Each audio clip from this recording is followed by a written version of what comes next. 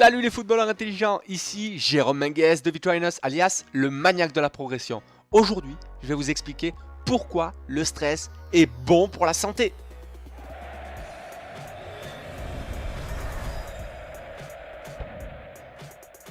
Cette vérité n'est pas souvent dite et c'est fort dommage. Je tire mon affirmation de personnes issues des neurosciences, de personnes qui travaillent sur le cerveau, qui ont fait des études sur le sujet justement.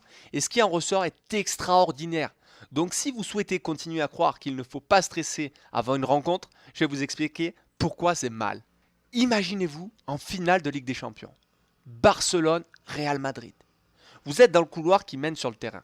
Devant vous, vous avez Messi dans votre colonne ou Ronaldo dans votre équipe, bien évidemment, selon l'équipe que vous choisissez, que vous aimez. Quand vous tournez la tête, vous voyez tous ces grands joueurs et vous jouez contre eux. Si jusqu'à présent vous avez décidé de cacher votre stress, vous allez encore plus stresser. On appelle ça l'effet boomerang, l'effet qui revient en pleine face. Ensuite, en plus, quand vous êtes sur le terrain, il y a l'hymne de la Ligue des Champions. Vous serrez les mains et puis coup d'envoi. Premier ballon, vous avez les jambes lourdes. Contrôle raté. Selon l'équipe dans laquelle vous jouez, Modric ou Busquets récupère le ballon, passe en profondeur et bute pour l'équipe adverse.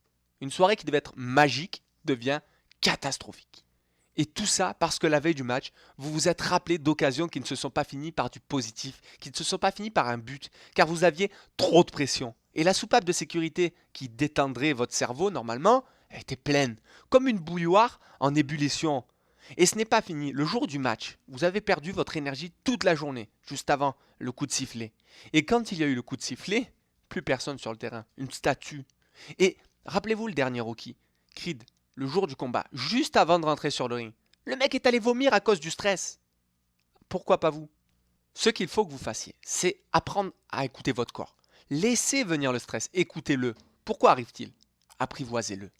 C'est une chose naturelle et normale. Je vais essayer de vous l'expliquer en version accélérée. Quand vous êtes stressé, votre cœur s'accélère, votre respiration aussi, et derrière vous transpirez. Est-ce qu'il y a quelque chose de mal ici, jusqu'à présent? Le cœur s'accélère pour faire respirer votre cerveau. C'est plutôt cool, ça veut dire que vous allez pouvoir jouer avec plus de fluidité et vous allez réfléchir encore plus vite. Vous voyez, vous aviez peur pour rien. Vous essayez d'arrêter ce stress et ça faisait l'effet inverse. On ne peut pas d'une simple pensée contrôler des pensées aussi puissantes. Imaginez si Krillin essaie de stopper le Kamehameha du Super Saiyan Blue, de Sangoku quand il est en Super Saiyan Blue. Au début, il va réussir, ok. Mais quelques secondes plus tard, il va se faire totalement exploser. Eh bien, c'est exactement ce qui va se passer pour vous si vous essayez de stopper une puissance intérieure trop forte. Utilisez-la, écoutez-la, calmez-la pour ne pas perdre trop d'énergie avant le match. Et faites-moi sortir toute cette énergie sur le terrain pour que le corps produise suffisamment d'énergie sur le terrain afin de pouvoir être encore meilleur. Et pourquoi je dis que le stress est bon? Car c'est lui qui vous met dans l'urgence et vous fait vous bouger le cul très rapidement afin de vous réveiller, vous dynamiser. C'est comme si vous regardiez le réveil le matin et que vous êtes en retard. En 5 minutes, vous pouvez être habillé, lavé, rasé, sur le pas de la porte. Alors que d'habitude, vous mettez 1h30, 2h des fois. Par contre, une fois par semaine, je vous invite à ne rien faire du tout. Zéro stress. Afin de remettre votre batterie interne justement à 100%. Seulement un jour suffit. Pas la peine de ne rien faire tout le temps, toute la semaine. Si vous voulez canaliser cette énergie positive, il va falloir simplement la canaliser pour ne pas qu'elle soit supérieure à vos actions et qu'elle vous inhibe. Si dans la Vitrainers Academy, j'ai créé l'atelier routine musicale, c'est parce que vous êtes nombreux à écouter de la musique avant un match. N'importe comment d'ailleurs, j'ai envie de dire. Il y a une méthode que j'ai tirée de mes expériences avec Toulon qui évolue en D1 de futsal que je vous propose. Cet atelier permet de canaliser votre énergie et d'en gagner positivement sur le chemin du stade par exemple et à votre arrivée sur le terrain ou dans le gymnase. Voilà, maintenant vous savez que le stress n'est pas mal du tout et qu'il y a au moins une façon de la canaliser grâce à la routine musicale. Mais encore bien d'autres que vous pouvez apprendre en suivi individualisé à distance.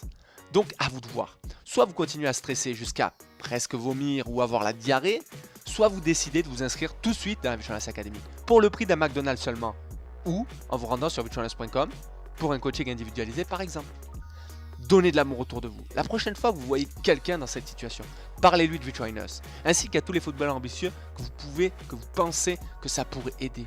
Partagez, partagez, partagez. Si vous avez aimé, n'hésitez pas à mettre un pouce en l'air ou à laisser un commentaire sur la plateforme ou un 5 étoiles sur la plateforme d'où vous me suivez. Je vous dis À la semaine prochaine pour la prochaine vidéo. Et d'ici là, n'oubliez pas de viser le ciel pour atteindre l'au-delà.